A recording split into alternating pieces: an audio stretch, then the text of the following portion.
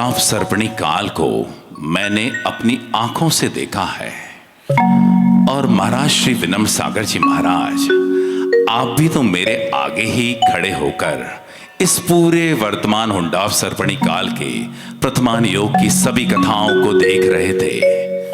और जब मुनिश्रुतनाथ भगवान का शासन काल आया, जब रामायण हुई, उस दौरान भी तो मुनिश्री आप ही मेरे सामने आगे खड़े थे। दृश्य वो था मुनिश्री, मैं तो सहर उठा था जब रत्न सभा का शीश अनावरण जाति की यक्ष ने धड़ से अलग कर दिया। उस समय उसने रावण की मां का पेट भी चीर दिया। विभीषण, कुंभकर्ण, भानुकर्ण, उनकी विद्याएं वहीं पर छूट गईं, किंतु रावण अपने ध्यान में ध्यानस्थ रहा। महाराज श्री, हम सभी यहां पर विराजमान होकर आपकी उस कथा को आगे सुनने के लिए आतुर हैं। हे मुनिश्री, नमोस्तु नमोस्तु नमोस्तु।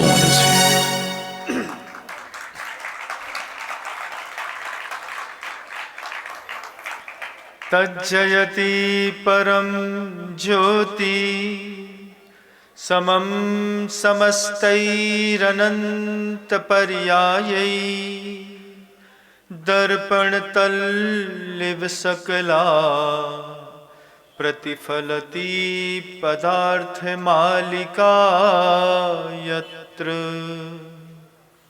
गुरुवः पान्तनो नित्यं ज्ञान दर्शन नायका चारित्रार्णव गंभीरा मोक्ष मार्गोपदेश का। अहिंसा परमो धर्म की परम पूज्य आचार्य भगवंत गुरुदेव श्री विद्यासागर जी मुनिराज की, वर्तमान आचार्य परमेष्ठी मुनिराज श्री समय सागर जी महाराज की, समस्त मुनि संघ की।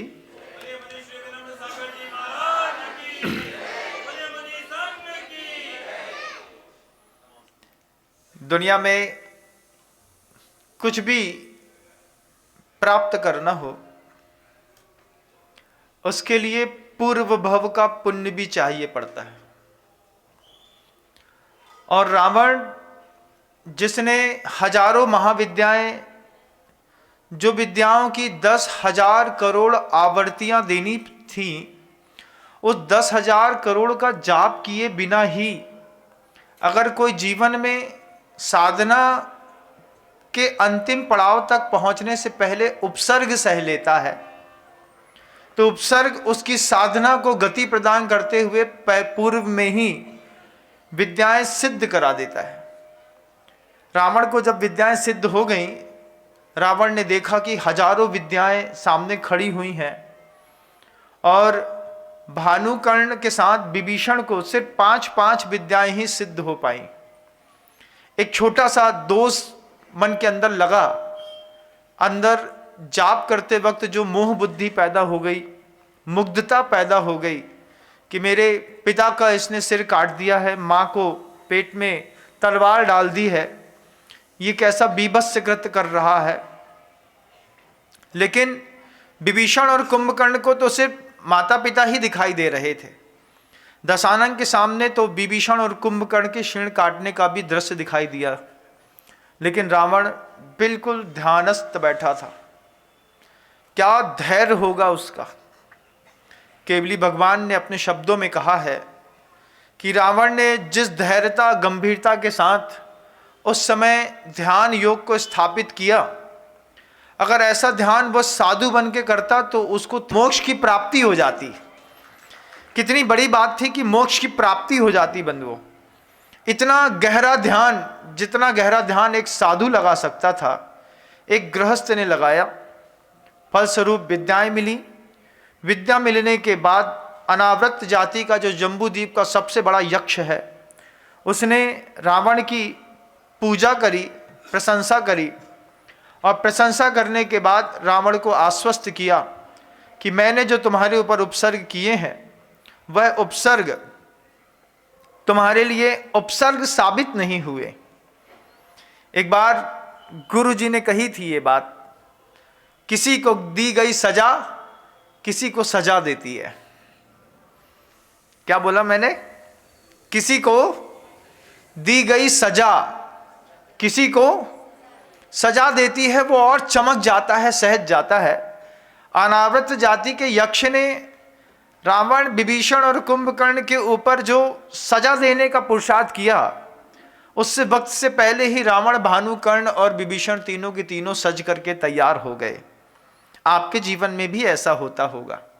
जब माता पिता थोड़ा दबाव देते होंगे, पड़ोसी या पुस्तकें दबाव देती होंगी, किसी के शब्द दबाव देते होंगे, किसी के विचार दबाव देते होंगे, और विचारों से, शब्दों से, पुस्तकों से जब आपके जीवन में दबाव मिलता होगा, विश्वास मानिए, किसी को दी गई सजा, अगर आपका पूर्व भव का पल्ले का थोड़ा भी पुण्य तेज है, तो फिर आपको वो सजा नहीं लगेगी, वो आपको सजा देगी और आप और अच्छे से निखर करके बाहर आएंगे, जिस तरीके से रावण निखर करके बाहर आया।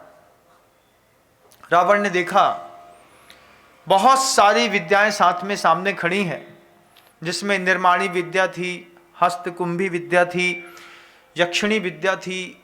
ऐसी हजारों विद्याओं के नाम ग्रंथों में स्वयं ग्रंथकार ने लिखे।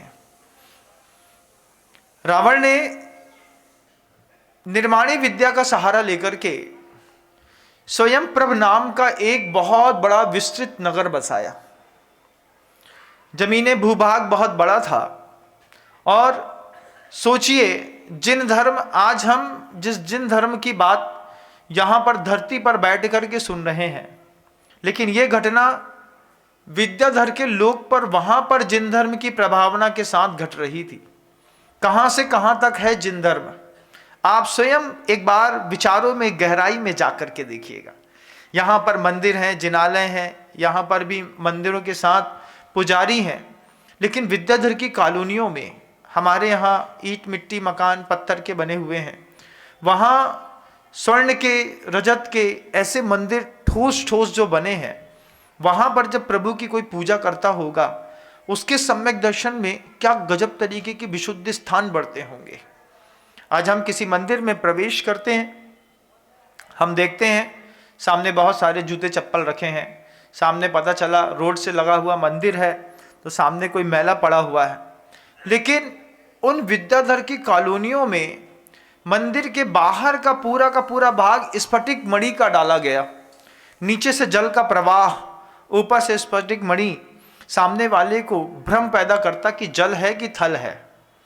और एक एक रत्नों की, एक एक स्टेप की, जैसे मान लीजिए 16 सीढ़ियाँ होती हैं, उन 16 की 16 सीढ़ियों में से हर सीढ़ी का रंग अलग अलग मणि का था।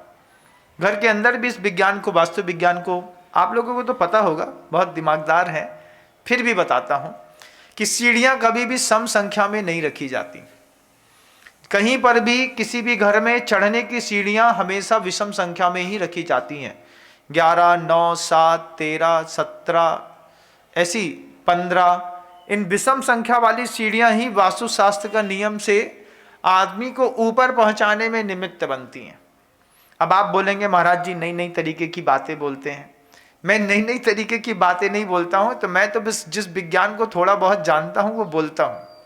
अभी एक दिन मैंने एक विज्ञान और बोला था कि शरद पूर्णिमा के दिन शाम के समय खीर बना देते हैं और उसको कांच के बर्तन में पैक करके रात्रि में छत पे रख देते हैं। फिर सुबह जब सूर्य का उदय होता है तो फिर उसको भक्षण करते हैं। इसको भी कई लोग गलत तरीके से लेते हैं। ये आयुर्वेद का कोई नियम है बंधुओं। निघंटू के शास्त्र पढ़िएगा, चरक संहिता पढ़िएगा और भी आचार्यों की संहिता पढ़िएगा, उसमें स्पष्ट लिखा है कि शरद पूर्णिमा की चांदनी में जब आप किसी शुद्ध दूध के साथ अच्छे चावल की खीर बना करके शाम के समय सूर्यास्त से पहले खीर बना दी, रात्रि भोजन की बात तो मैंने की ही नहीं है, शाम के समय खीर बना दी, खीर बना करके और छत पे रख दी।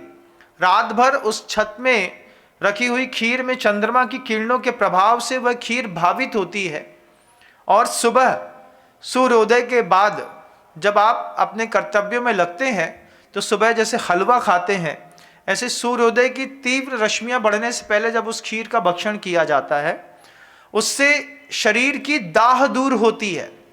कई लोगों के आंखों में बहुत जलन होती है, कई लोगों को ईचिंग होती है, कई लोगों की पीठ या छाती खुजलाती रहती हैं, कुछ लोगों को आदत होती है पेंसिल लेकर के कहीं ना कहीं रगड़ते रहते हैं, कुछ करते रहते हैं, किसी के तलुओं में जलन होती है। उस वक्त ये शरद पूर्णिमा साल में एक बार आती है, लेकिन साल भर के रोग से मुक्त करके जाती है।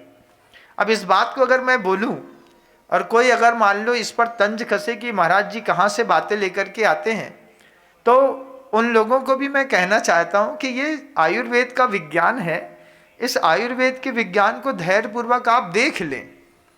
हर चीज़ें प्रवचन की सभा में आगम की नहीं होती, कई चीज़ें स्वास्थ्य लाभ के निमित्त से आयुर्वेद सिद्धांत भी होता है, लौकिक व्यवहार भी होता है, आगम भी होता है, गाथाएं भी होती हैं, बहुत सारी चीज़ों का समावेश होता है। तब जाकर के एक जीवनोपयोगी धारा प्रवाह, एक शब्दावलियां आपके सामने रखी जाती हैं। एक अच्छा प्रवचनकार सिर्फ आगम की बात करेगा तो सुनने वाले मुश्किल से 15 मिनट में उठ जाएंगे, लेकिन जब एक अच्छा प्रवचनकार जीवनोपयोगी और धर्मोपयोगी वे सारे वस्तु तत्व को सामने रखता है, तब सामने वाले को सुनने में लगता है कि देखिए ये तो बड़े सौभाग्य की बात है कि हमको गुरुदेव के माध्यम से ये चीज़ पता चली।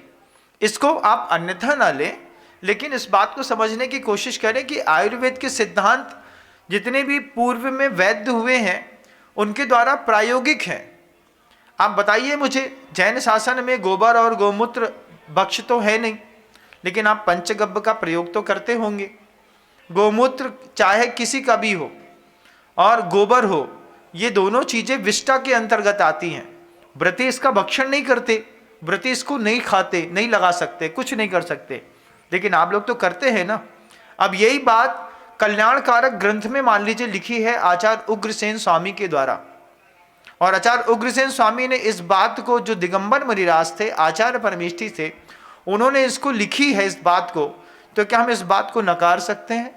अगर नहीं नकार सकते हैं तो फिर और बहुत कुछ आत्मिक और वैचारिक संशोधन की, उपदेशों के बीच की आवश्यकता होती है।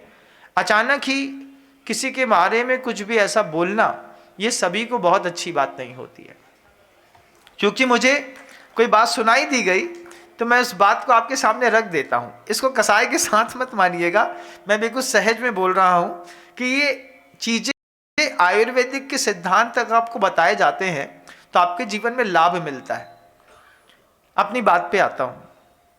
अनावृत जो साधु था, अनावृत जो यक्ष था, उस अनावृत यक्ष ने जब रावण को बहुत अच्छे से प्रशंसा कर दी और रावण ने स्वयंप्रभ नाम का नगर बसाया। स्वयंप्रभ नाम का नगर बसाने के बाद रावण ने एक एक करके भानुकर्ण के साथ अपने बगल में रहने वाले विभीषण का भी सुमेरु पर्वत से भी ऊंचा और उज्जवल पूरा उनका मकान बना। विद्याओं ने जब मंदिर का निर्माण किया तो हाथों में न समा पाने वाले ऐसे मोटे मोटे शुद्ध स्वर्ण के स्तंभों से उस पूरे के पूरे जिनालय का निर्माण किया। रावण को शांतिनाथ भगवान विशेष रूप से प्रिय थे। रावण ने शांतिनाथ भगवान की प्रतिमा स्थापित करी जो शुद्ध स्फटिक मणि की बनी हुई थी। साथ ही साथ पूरे के पूरे मंदिरों पर ऐसी जितने भी विभिन्न प्रकार के जात माणिक, मोती, पन्ना, पुखराज इत्यादि होते हैं, 32 प्रकार की पृथ्वियों में जो सबसे उच्चतम पृथ्वियां होती हैं, उन सारी की सारी पृथ्वी कायिक पदार्थों का वहां पर ऐसा अद्भुत समायोजन किया कि प्रवेश करने वाला देखता तो देखता ही रह जाता। वह उस समय स्वयंप्रभ नाम का नगर समुद्र विशाल पर्यंत पृथ्वी को धारण किए हुए था, और उसके बीच में जब स्वयंप्रभ नगर नामक नगर में पूरी जनता आकर के रहने लगी, उसके बाद दशानन ने अपने बंधु बांधवों को वहां पर बुलाने के लिए आमंत्रण पत्र भेजा। रत्नसभा और साथ ही साथ केकसी, ये दोनों अलंकारपुर पाताल लंका में रहते थे, और उस वक्त भी वे पाताल लंका में ही रह रहे थे।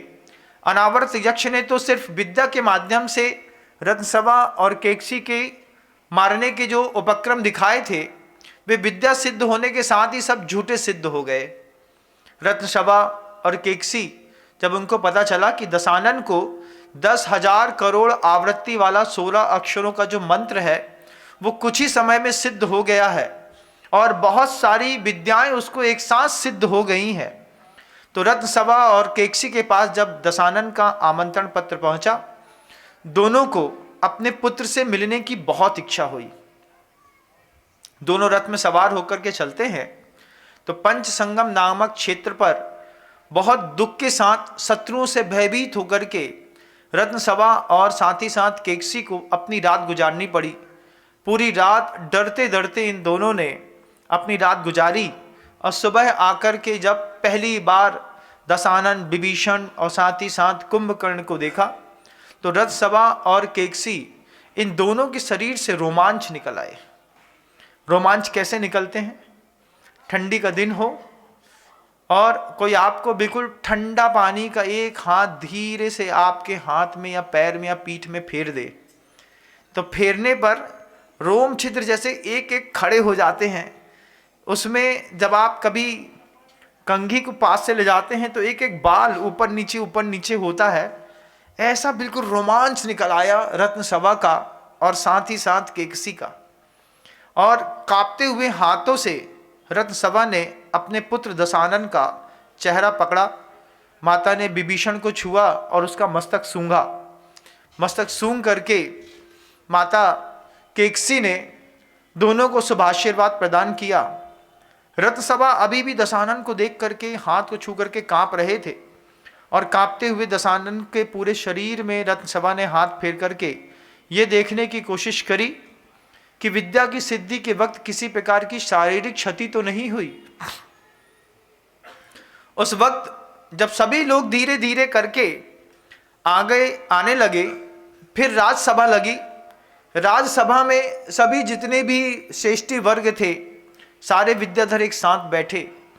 उस वक्त रत्न सभा ने दशानन से वृत्तांत पूछा कि बताओ पुत्र, तुम्हें 10,000 करोड़ आवृत्ति वाला यह मंत्र इतनी जल्दी सिद्ध कैसे हो गया?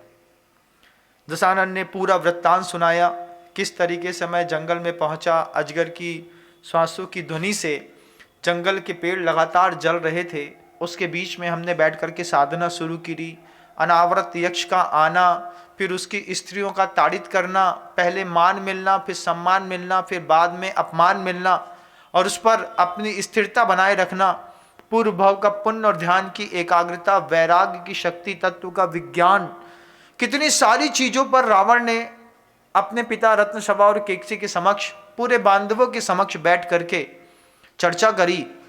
एक एक शब्द को बिल्कुल शांत स्वभाव के साथ बैठ करके हर एक जनता सुन रही थी और अंदर ही अंदर ये धारणा भी बनाती चली जा रही थी कि आज भी अगर कोई गुरु मंत्र मिल जाए तो हम भी इस तरीके की साधना करके कोई सिद्धियों को हम भी प्राप्त कर सकते हैं। जब रावण ने जाप के पूरे दोष पूरी जनता के समक्ष में रखे, अनावृत जाति के यक्ष के वे भयंकर पौरुष के परिणाम रखे, पिता की मां की मृत्यु के समाचार सामने रखे, जब घसीटते हुए विभीषण को ला करके जब उसके सर काटने का दृश्य उपस्थित किया, भानुकर्ण को मारने का पुरुषार्थ किया, लेकिन रावण अपने ध्यान पर एकाग्रचित्त रहा। उस एकाग्रचित्ता को सोच करके लोग कांप रहे थे, और सिर्फ लोग ही नहीं, पूरा लोक अब रावण के उस वैभव के कारण कांप रहा था। जब अनावृत यक्ष ने देखा कि इसने स्वयंप्रभ नाम का नगर बहुत विस्तृत तरीके से बसा लिया है और पूर्व भव का पुण्य इतना चमकदार है, इसी बीच में अष्टांगिका के 8 दिनों के पर्व आ गए। अष्टांगिका के 8 दिनों के पर्व में एक दिन पहले ही माँ केकसी ने रावण से कहा कि दशानन, अष्टांगिका के पर्व आ गए हैं, मैं चाहती हूँ कि जिनालय में अपने प्रभु जी की बहुत अच्छे भक्ति भाव के साथ पूजा करूँ। और दशानन ने बहुत अच्छे से माँ के लिए उत्तमोत्तम द्रव्य सामग्रियां सामने उपस्थित करा दी। रावण स्वयं अपने भवन में बने हुए जिनालय में 8 दिन के निर्जल उपवास के साथ एकाग्र चित्त होकर के जो शांतिनाथ भगवान के सामने बैठा तो सीधे 9वें दिन की पालना के निमित्त से ही वह ऊपर उठा। सोचिए 8 दिन तक एक आसन में निर्जल उपवास के साथ शांतिनाथ भगवान के उस ध्यानस्थ होकर के रावण ने अष्टांगा के महापर्वों में 8 दिन का लगातार उपवास किया। उपवास करने के बाद नवमी के दिन जब रावण, भानुकर्ण और विभीषण इन तीनों ने अपनी साधना के चरम पर 8 दिन की अष्टांगा के व्रत कर लिए, उसके बाद पूरे के पूरे नगर ने मिलकर के पारना से पूर्व में एक महा महोत्सव किया। उस महोत्सव में तीनों के तीनों ये जो विद्याधर थे, दशानन, साथ ही साथ कुंभकर्ण और विभीषण, इनका सबसे पहले महाअभिषेक स्नान किया। स्वर्ण की चौकी, बड़ी बड़ी चौकियां, शिलाएं रखी गईं। उन शिलाओं में तीनों इन विद्याधरों को बैठाया गया और पूरे गांव के लोग, स्त्रियां, सौभाग्यवती स्त्रियां, उन तीनों के तीनों विद्याधर जिनको महाविद्याएं प्राप्त हुई थी, जिन्होंने स्वयंप्रभ नामक का नगर बसाया था, इतने ऊंचे ऊंचे जिनालय थे और अष्टांगा में 8 दिन का उपवास किया था। उसके बाद सुगंधित द्रव्यों से तीनों के तीनों उन विद्याधरों को शिलाओं में बैठा करके और अभिषेक करना शुरू किया। अभिषेक उस रावण की, दशानन, विभीषण की और कुंभकर्ण की ख्याति और दिग्दिगंध तक बढ़े। जब कभी भी आपने देखा होगा, जब किसी का शादी विवाह होता है तो दूल्हे को क्या करते हैं, नहलाने वाले आते हैं ना, नाउन आती है, तेल मालिश करती है, फिर उसके बाद हल्दी का कार्यक्रम होता है। आजकल तो बड़ा फैशनेबल हो गया है हल्दी का कार्यक्रम, प्रॉपर एक सा मंच वन सजा के और बहुत अच्छे से। हमने एक दिन देख लिया किसी की 2-4 फोटो, हमने कहा ये तो बहुत बड़ी हल्दी हो गई। बोले महाराज इसमें भी बहुत के ब्यारे नारे हो जाते हैं। ऐसे ही रावण, दशानन और विभीषण और कुंभकर्ण, इन तीनों की जब अभिषेक का महोत्सव हो रहा था तो उनके कलशों को देखते बनता था। वे कलश जिसमें विभिन्न विभिन्न प्रकार के सुगंधित द्रव्य बिल्कुल शीतल रखे गए थे, उन कलशों को जब मांगलिक स्त्रियां अपने हाथों में लेती, कलश कोई सामान्य नहीं थे। उन कलशों में बीच में एक मुख्य कलश था और मुख्य कलश के चारों तरफ छोटे छोटे और छोटे मुख वाले कलश लगे हुए थे और फिर दोनों तरफ पट्टियों में और छोटे छोटे कलश थे। जब कोई सौभाग्यवती स्त्री रावण के ऊपर, विभीषण और कुंभकर्ण के ऊपर वो कलश छोड़ती तो मुख्य कलश से मोटी धारा गिरती और छोटे छोटे कलश से छोटी छोटी धाराएं गिरती। फिर और जो अन्य स्त्रियां थीं, वे सारी स्त्रियां मिल करके इन तीनों के शरीर का मर्दन करती। अब कोई पूछ बैठे कि रावण तो पर पुरुष था, फिर कोई स्त्री उसके शरीर का स्पर्श और मर्दन कैसे कर सकती है?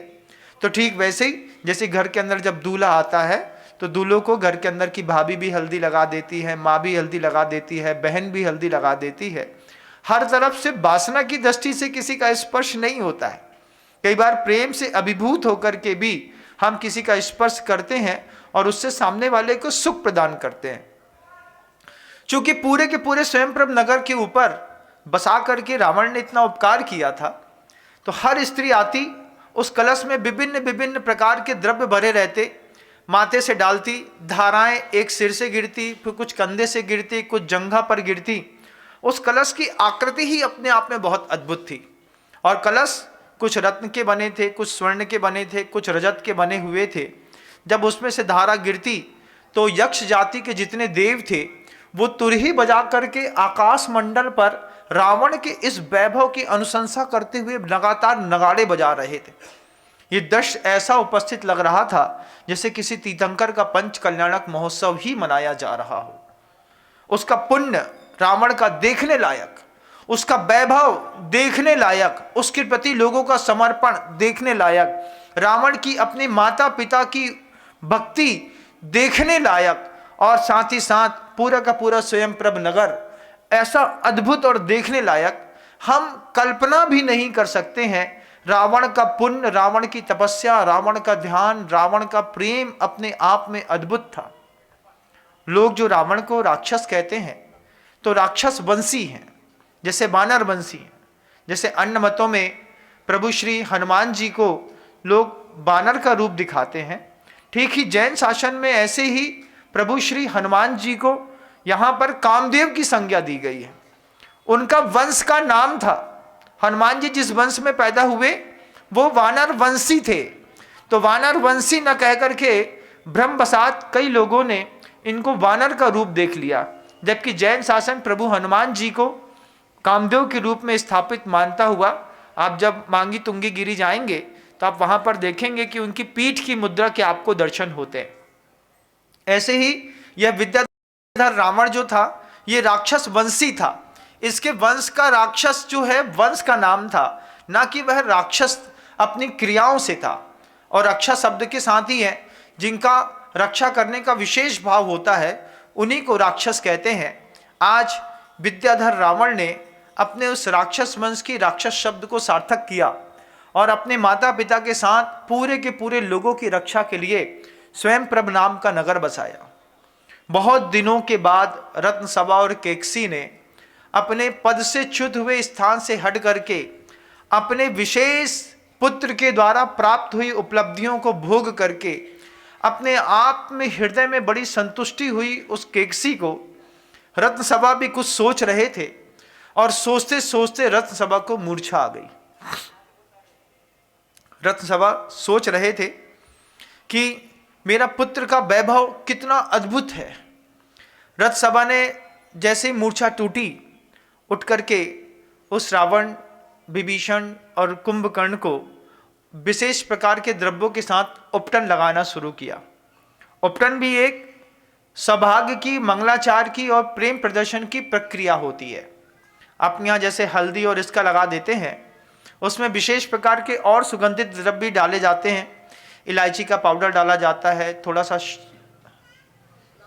इलायची का पाउडर डाला जाता है, गुलाबों की कुछ पत्तियां भी जो सूखी हुई होती हैं उसके पाउडर भी डाले जाते हैं, चंदन का लेपन होता है, उसमें केसर की सुगंधित होती है, उसमें विशेष प्रकार की तालाब के किनारे की ठंडी और चिकनी मिट्टी होती है।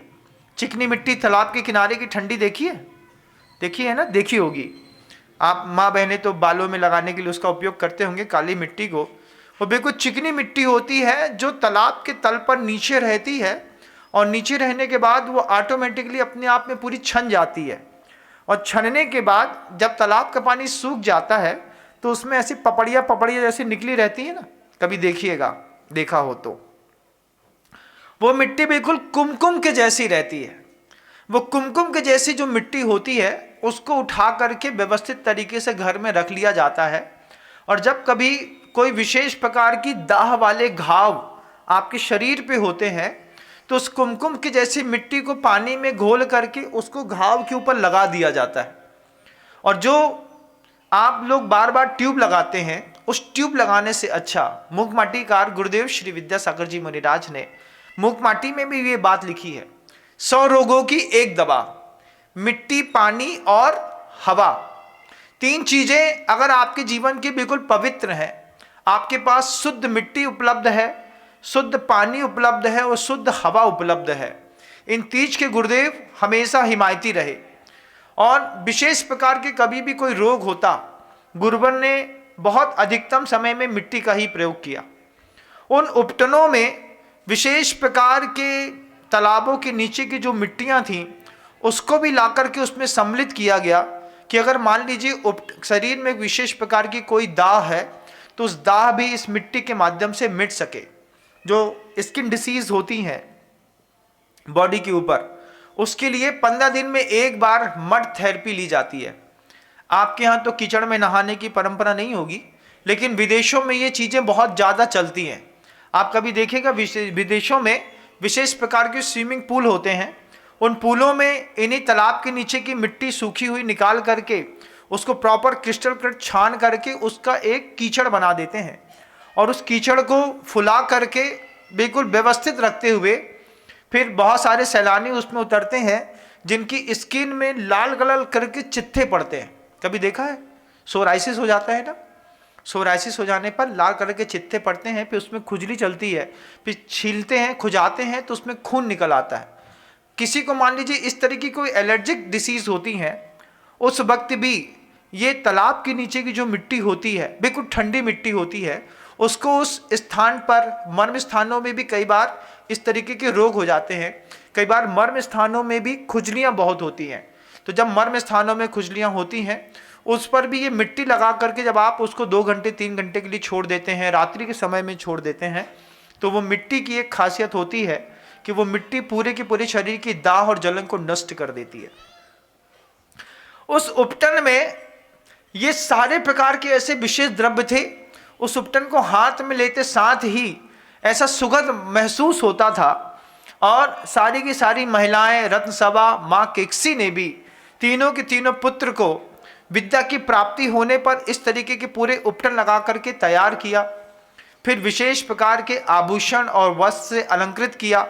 विशेष साज सज्जाओं के साथ जब राजा का दरबार लगा, उस दिन रत्न सभा ने दशानन से बहुत गहरी और बड़ी बात कह दी। रत्न सभा ने दशानन से गले लगाते हुए पिता ने अपने पुत्र से कहा कि पुत्र, जितना मैंने तुमको आशीर्वाद नहीं दिया था, उससे भी ज्यादा तुमने विद्याएं अपने पौरुष से स्थापित कर ली हैं।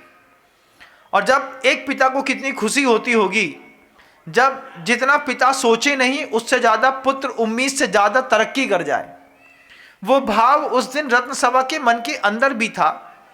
रत्न सभा रावण दशानन से कहते हैं, जब दशानन ने कहा कि स्वयं प्रभ नगर के स्वामी आप हैं, आपको सिंहासन पर बैठना है, उस वक्त रत्न सभा कहते हैं, इतना भी गहरा आशीर्वाद मैंने तुम्हें नहीं दिया था जितने गहरे तरीके से तुमने इतनी सारी विद्याएं स्थापित की हैं। निश्चित इस सिंहासन का स्वामी मैं नहीं, आप हैं। और रथ सभा ने केकसी का साथ लेकर के और दशानन को उस सिंहासन पर स्थापित किया और स्वयं आकर के नीचे स्थान पर आकर के बैठ गए। वो दृश्य अपने आप में बड़ा अनुपम था, जब एक पिता खुद गद्दी अपने पुत्र को दे करके सौंप करके बोले कि इसका अधिकारी मैं नहीं, इसके अधिकारी आप स्वयं हैं। वो दृश्य दशानन को भावुक कर गया। रथ सभा उस पूरी की पूरी राजसभा में बैठ करके जब अपने इस पूरे वार्तालाप को कर चुके, फिर साथ में पूरे परिवार और मित्रों और बंधु वर्गों के साथ एक सहभोज का एक आमंत्रण हुआ। बहुत बड़ा, जैसे आप अपने यहाँ पार्टी देते हैं ठीक ऐसे ही, लेकिन आपके यहाँ की जो पार्टियाँ होती हैं वो खड़े खड़े वाली होती हैं, जूता चप्पल पहन के, खा पी करके, टाइट होकर के।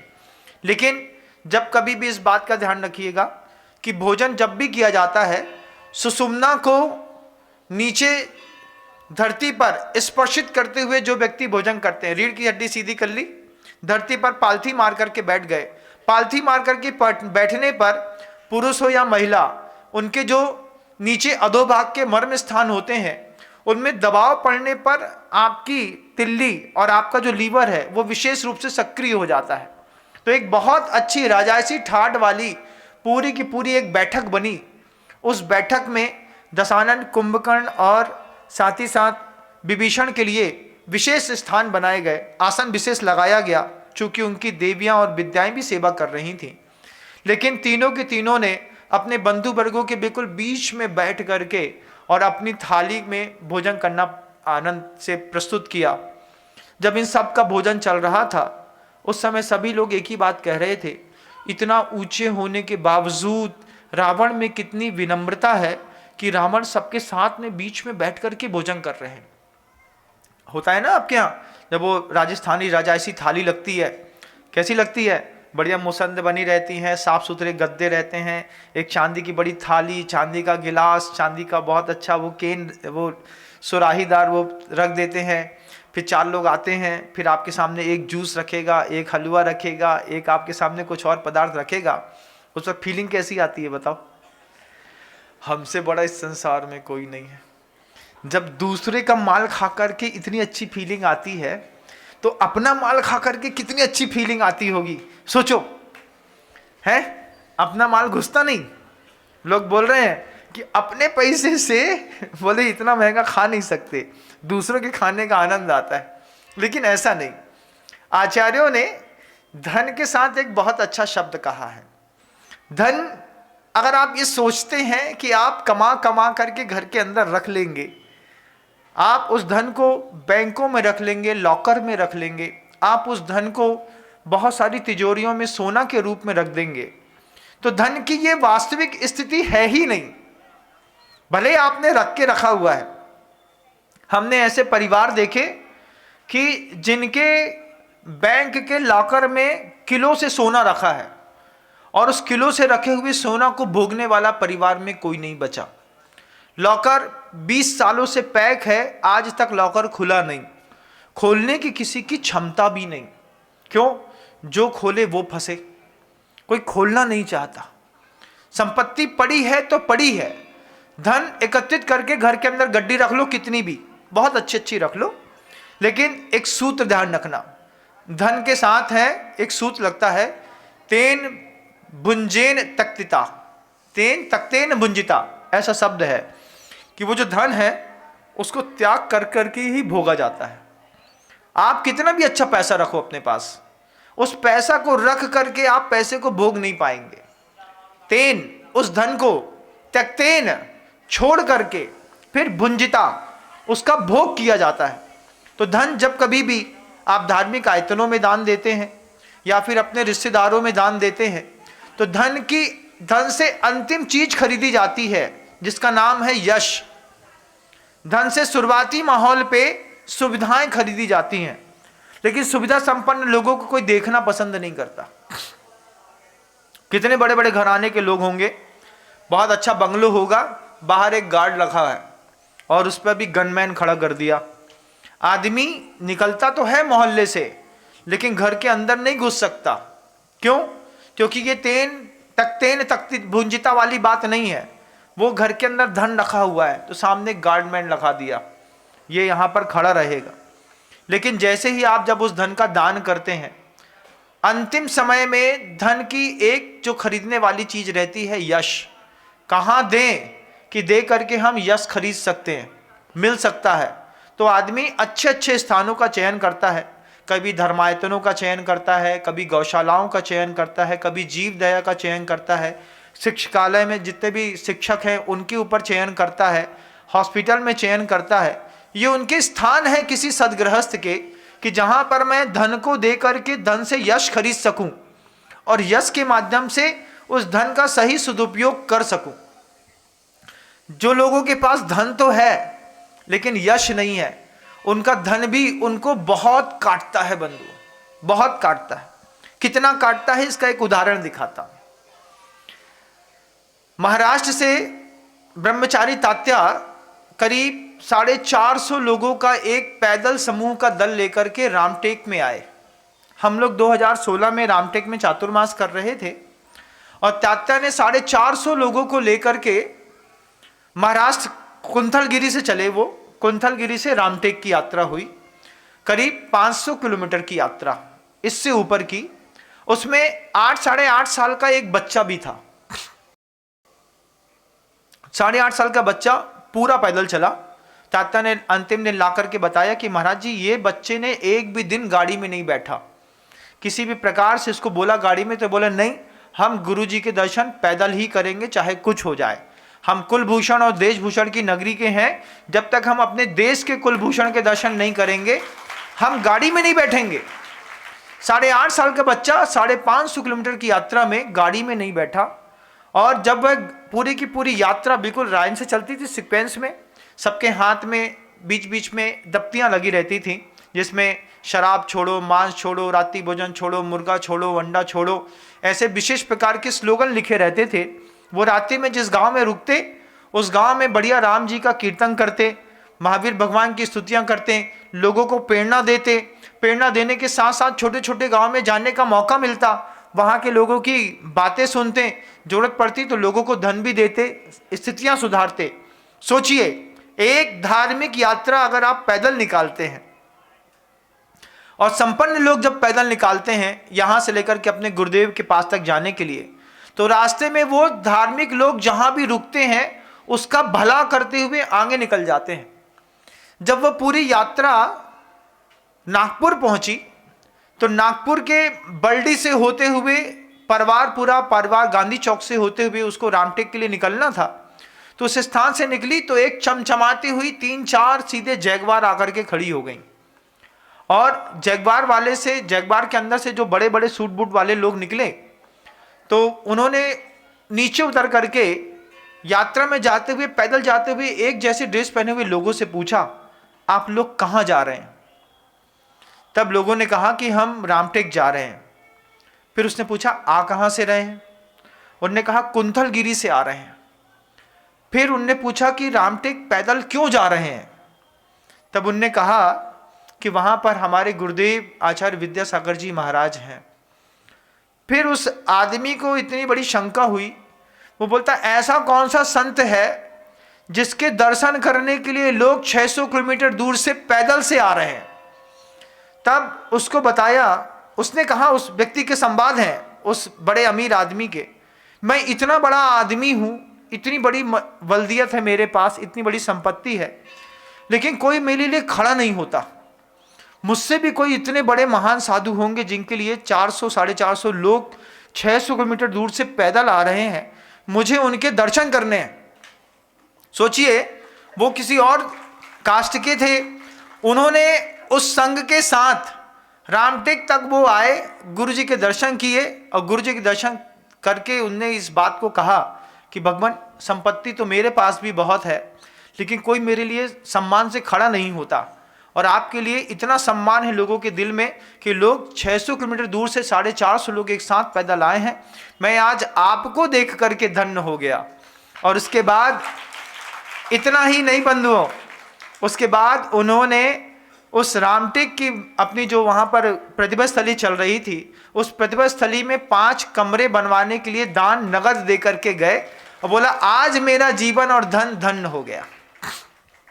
धन की स्थिति है तेन तत्तेन भुंजिता, जब तक आप उसका त्याग नहीं करेंगे तब तक आप उसको भोग नहीं पाएंगे।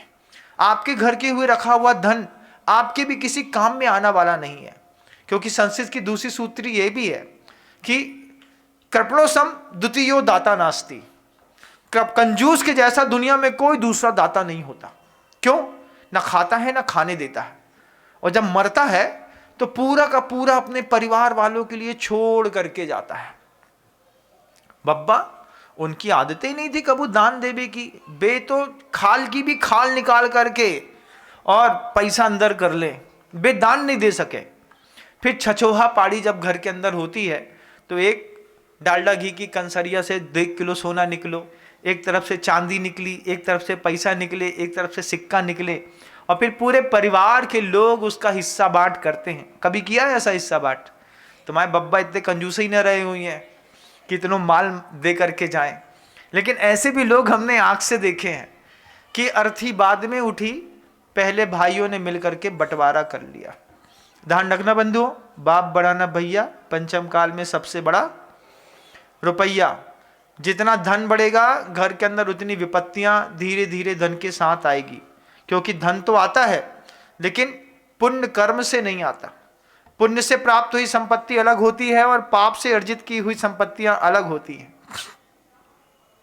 रावण की उसकी विद्या, उसकी शक्ति, उसके पुण्य से प्राप्त हुई पूरी संपत्ति थी। और रत्न सभा जब पूरा का पूरा भोजन हो गया, भोजन होने के बाद रावण, विभीषण, कुंभकर्ण, किक्सी, साथ ही साथ रथ सभा, ये घर के 5 सदस्य एक साथ एक कमरे में एकांत में बैठे। उस वक्त रत्न सभा की आंख से आंसू गिरने लगा, और आंसू गिरते हुए रत्न सभा ने बस एक ही बात कही। जैसे ही दशानन ने पूछा कि पिताश्री आप रो रहे हैं, उस वक्त दशानन को लगा कि ये मेरी समृद्धि के कारण इनकी आंख में आंसू नहीं है, कुछ और ही दर्द है। तो फिर जब रत्न सभा ने कहा कि दशानन, आज इतना बड़ा वैभव देख करके, इतनी बड़ी संपत्ति, इतना बड़ा नगर, इतना विशाल तुम्हारा वैभव देख करके मुझे तुम्हारे बाबा माली की याद आ गई।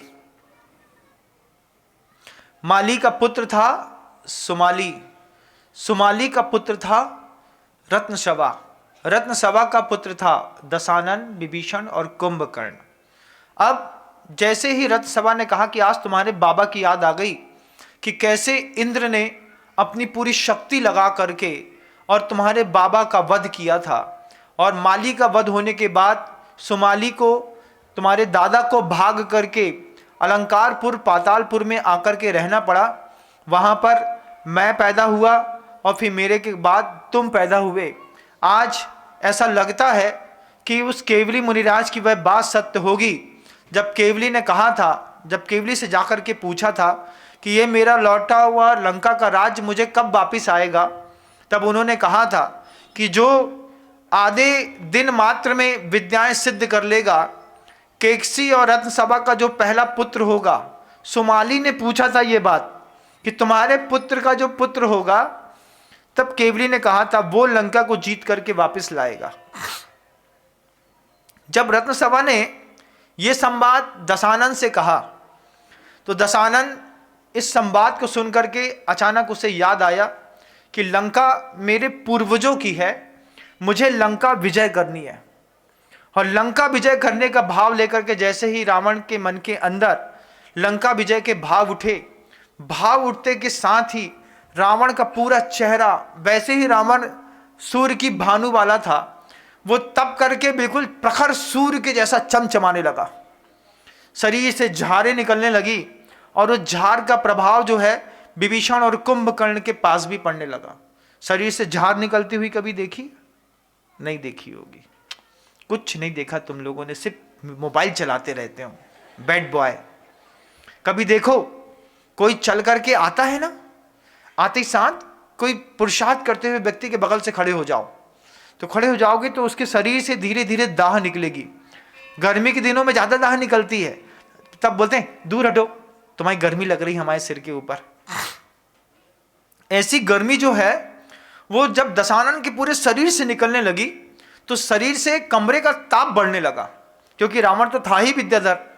तब विभीषण जाकर के रावण के सामने जाकर के खड़े होते हैं और दशानन मतलब रावण से कहते हैं कि हे बड़े भाई, निश्चित जब आपने एक साथ 1000 विद्याएं सिद्ध कर ली हैं तो ये लंका जीतना आपके लिए कोई बड़ी बात नहीं है। और जैसे ही ये संवाद विभीषण और दशानन के बीच में हुआ, उसी वक्त अनावृत जाति का वह यक्ष उतर करके फिर प्रकट हो गया। अनावृत जाति का यक्ष प्रकट हुआ, प्रकट होकर के रावण से कहता है कि हे दशानन, तुम व्यर्थ में चिंता मत करो। मैंने तुम्हें पहले ही वचन दिया था कि जम्बू द्वीप का जो सबसे बड़ा अधिपति है यक्ष, यह आज से जब तुम स्मरण करोगे और जो चाहोगे वो तुम्हें उपलब्ध करा देगा। तब यक्ष कहता है तुम कहो तो मैं स्वयं लंका का पूरा राज्य तुम्हें वापस ला करके दे दूं। इंद्र को दूर करना मेरे लिए दाएं हाथ का खेल है। तब रावण अनावृत यक्ष से कहता है, जैसे मेरे बाबा सुमाली ने अपने पौरुष के बल पर लंका स्थापित की थी, अब मैं भी बिना विद्या का प्रयोग किए अपने पौरुष के बल पर उस लंका को वापस लाऊंगा और इसमें आपकी कोई भी जरूरत नहीं पड़ेगी। सोचिए, कोई सुविधा दे रहा हो और उस वक्त स्वाभिमान ये बोल रहा हो, कोई बोले ये माल ले लो, काम कर लो, उस वक्त पौरुष क्या बोलता है? पौरुष बोलता है अब आपकी जरूरत नहीं है, जैसे साम्राज्य खोया था हम अपने खुद के पौरुष पर इस साम्राज्य को दोबारा खड़ा करेंगे। जब रावण की दशानन की ये बात सुनकर के अनावृत यक्ष आश्चर्यचकित हो गया। दशानन ने विभीषण की ओर देखा। विभीषण भले ही प्रकृति से सौम्य दिखते थे, लेकिन उसके बाद भी जब गुस्सा आता था तो उनका नाम सार्थक हो जाता था। विशेष प्रकार के भीषण क्रोध के कारण उस विभीषण का नाम विभीषण पड़ा। चेहरे से सौम्यता थी, जैसे समुद्र चेहरे से सायरमिव गंभीरा, वो गंभीर होता है, लेकिन वो गंभीर समुद्र भी जब कभी उछाल मारता है तो कितनी उछाल मारता है। सुनामी कहाँ आती है बताओ? नदी में आती है क्या? समुद्र में आती है। प्रकृति तो गंभीर थी विभीषण की, लेकिन जब उछाल मारता है समुद्र तो सुनामी जैसी लहरें पैदा होती हैं। ऐसी ही लहरें उस विभीषण के मन के अंदर पैदा हो रही थी। और कुंभकर्ण भी उस वक्त, कुंभकर्ण नाम क्यों रखा?